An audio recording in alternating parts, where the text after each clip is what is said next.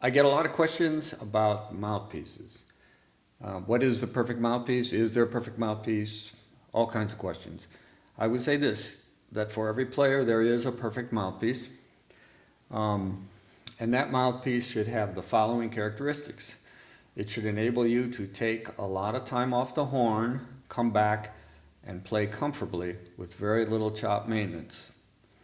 And number two, that same mouthpiece should allow you to have every bit as many chops as you have at the beginning of the night as you would at the end of a night. Say a five-hour gig, a 4-hour gig, something that's demanding. That's the perfect mouthpiece. Now, when I taught privately, I discovered that most players play mouthpieces that are too big. So they require a lot of chop maintenance. The bigger the piece, the more chop maintenance is required. When you play a smaller piece, though, the trade-off is you have to be very vigilant of precision.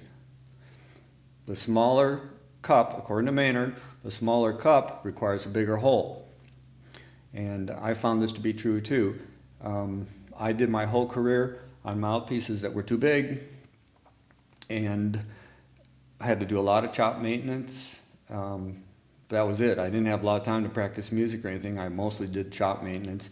Fortunately, I worked a lot, so that made up for a lot of it too. However, now that I'm playing very sporadically, now that I haven't played a gig for over 27 years, I don't want to spend a lot of time doing chop maintenance. So now I've shifted over to the small V cup like Maynard played with a large hole, somewhere usually between the 19 and 23. Past that, I'll say this. The ideal mouthpiece, in my estimation, if you're a relaxed player and employ parts, at least of the MF protocol, a V cup is the perfect mouthpiece, and here's why. The V cup is like this, so if this is the cup of the mouthpiece, the V cup, and here are your chops coming into it like this, they tend to purse the chops naturally. So they unfurl without a lot of muscle strength. They unfurl up against the side of the cup like this and are held in place kind of automatically. The downside, of course, is you can't play with a lot of chop protrusion.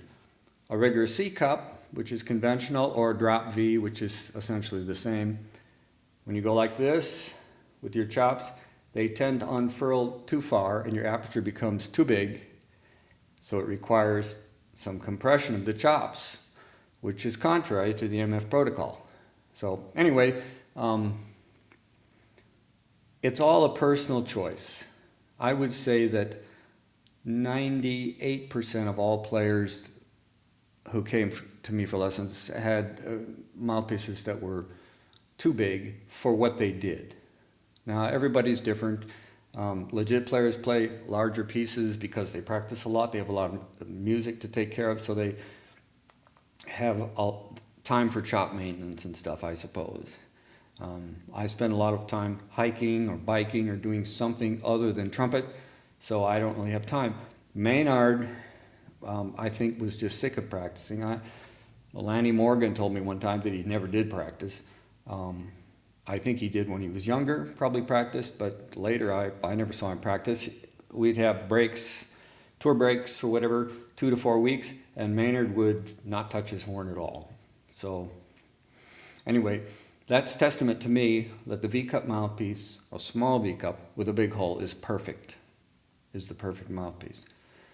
It'll be some variation of that for you, but those are my thoughts on the perfect mouthpiece.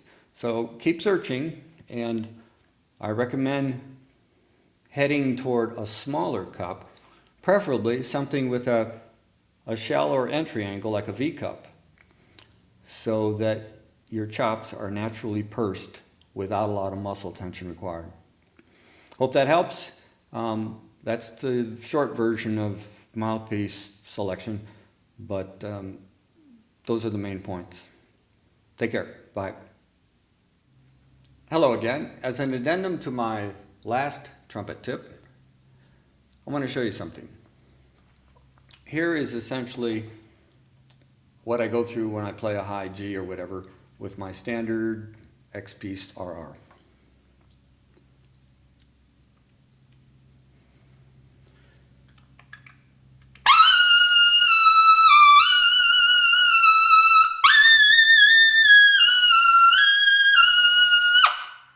You've heard Pagliacci a million times, but that is pretty much par for my course.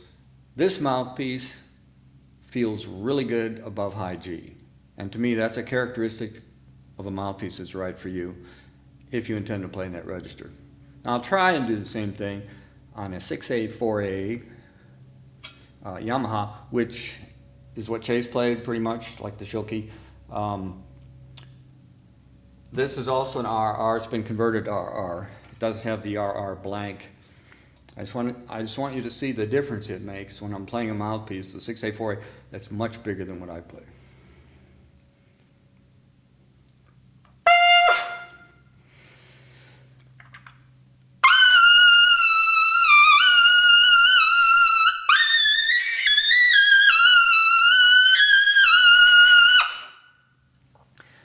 I think you can see that I don't have quite the control or the headroom on it. When I get above high G, it starts to thin out. It wants to space out on me because the cup is, as we discussed earlier, is causing my chops to unfurl too far, making the aperture too big. So I hope that helps. That's really important. Now, if I was to do the same thing on a box 7C or something like that, I wouldn't even be able to play the high G probably. So that's how much of a difference it makes to me. I used to play a box 7. I started on a box 7, and I could play high Gs then, but I had to do a lot of chop maintenance.